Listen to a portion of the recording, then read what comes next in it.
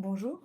Bonjour à toutes et tous. Déjà un grand merci, de nous avoir invités pour, présenter, ce nouvel outil, qu'on a créé, depuis maintenant quelque temps et qui a eu un peu de mal à la conception. Et donc, pour commencer, on va juste vous redire rapidement pardon, on va déjà se présenter peut-être quand même. Donc, Mathieu qui fait partie intégrante du Fab Lab depuis le début, je dirais, 2022 et qui est une grande aide, pour la création des outils. Il va présenter le Fab Lab tout à l'heure pour vous expliquer un petit peu ce que c'est. Et Estelle, mon ancienne comparse du chic avec qui on a déjà fait plusieurs outils. On a beaucoup travaillé sur, l'ETP et qui est, exceptionnelle. Et ben, on va commencer juste par vous faire un petit retour du Drepano Flow on avait présenté, à Doris et c'est Estelle qui va vous faire ce retour. Alors donc comme disait Claire, on avait, distribué un certain nombre de kits pardon, à Doris en 2023 et on avait fait, circuler après par mail un petit sondage, pour avoir un retour sur l'utilisation. Donc on a eu, 26 réponses à ce sondage. Donc au niveau de l'utilisation, donc c'était à peu près 2-3 mois après, la distribution. On avait déjà 85 des personnes qui avaient utilisé le kit. Avec, donc autant des enfants que enfin, avec des adolescents, des enfants ou des adultes, en même proportion et dans diverses circonstances. Pour le coup, ce qui ressortait le plus, c'est l'utilisation en consultation et en séance d'éducation thérapeutique. Mais certains avaient pu l'utiliser en hôpital de jour et même un petit peu en hospitalisation. Au niveau du coup de l'impact et de l'utilité, donc pour ce qui est d'améliorer la compréhension de la maladie, ça a été jugé extrêmement utile par 39 des répondants et très utile par, 48. Et pour ce qui est de la compréhension des traitements, donc hydroxyurée, échange transfusionnel, on a, 52 de très utile et 19 extrêmement utile, mais aussi 19 assez utile. Donc on voit que c'est surtout sur la compréhension de la maladie que l'outil a le plus été utilisé et a eu le plus d'impact. Et donc on avait 80 qui recommanderaient, ce kit à une autre équipe. Alors, il y a eu quelques remarques aussi, quelques retours, donc surtout, les problématiques relevées, c'était au niveau du montage du kit. En fait, on nous a, expliqué donc que ça ne s'adaptait pas avec les bouteilles d'eau plates, les goulots qui étaient trop larges et qu'il y avait pas assez de globules rouges quand on avait des bouteilles d'1 litre. En fait, on l'avait précisé au congrès Doris, mais certaines personnes avaient reçu le kit, après parce qu'il avait été récupéré, par, des labos et cetera pour distribuer aux hôpitaux. Donc tout le monde n'avait pas forcément eu l'info, mais il faut utiliser seulement des bouteilles de 50 centilitres de boissons gazeuses, sinon ça s'adapte pas en fait, ça peut pas, se visser tout simplement. Donc on a pensé du coup à ajouter forcément cette Ça y est, c'est indication fait, dans la notice c'est ajouté. d'utilisation pour que ce soit plus simple dès le départ. Donc c'est tout pour moi, il y avait pas vraiment d'autres, remarques, c'était juste le montage du kit, la difficulté. Donc je laisse la parole à Mathieu. Alors, donc le Fada des Pestos, c'est un atelier d'innovation et de fabrication numérique au cœur de la PHP 7. C'est un service qui est dédié à la création de solutions qui sont demandées par les professionnels de santé. L'idée, c'est d'aider dans le parcours patient, dans le quotidien des professionnels, et pour les aides plutôt du groupe PHP Saclay.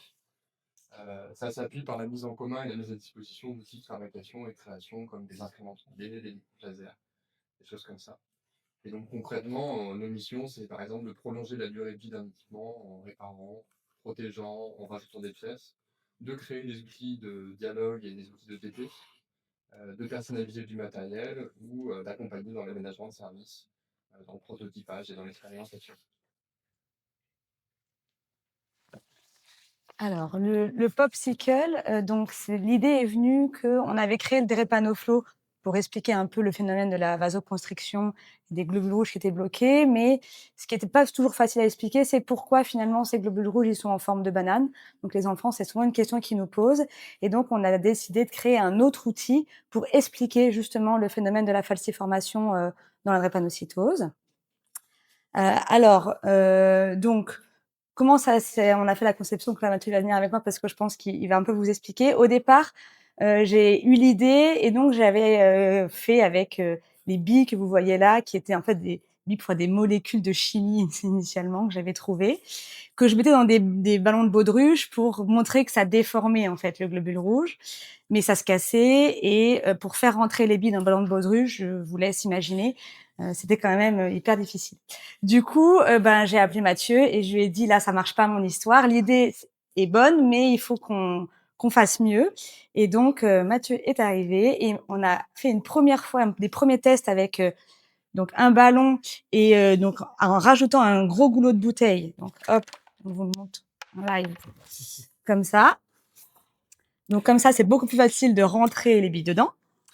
Et initialement, là, je sais pas si vous voyez, les billes elles des 2 couleurs. On avait imprimé de 3D les billes, et donc ça et après ça pour le coup, on les relayait avec des petits pinceaux de bois, comme ça. Sauf qu'en fait, ça s'usait et en fait, au final, la bille, soit ça rentrait pas dedans, soit ça ressortait au bout de 3-4 utilisations. Donc là, il y a eu tout un moment de test et c'est pour ça que ça a mis un peu plus de temps que Drepanoflo et donc la solution, on a fini par la trouver avec une entreprise allemande, pour tout vous dire, qui était des billes de bois déjà trouvées que Mathieu a dû repercer une deuxième fois et on en a pris des non percés qui représentent soit l'hémoglobine A, quand vous voulez expliquer la transfusion, soit l'hémoglobine F, donc qui s'accrochent pas. Et donc après, on va vous montrer ce que ça donne. Donc voilà, ça donne ça. C'est-à-dire que si on met toutes les billes qui ne s'accrochent pas dans le globule rouge, et ben, le globule rouge, il reste tout souple. Voilà. Mais si on donne aux enfants les globules rouges qui représentent l'hémoglobine S et qu'on les relie, voilà. Donc il faut leur faire relier les globules rouges. C'est un peu dur au début, puis après ça se fait bien. Voilà.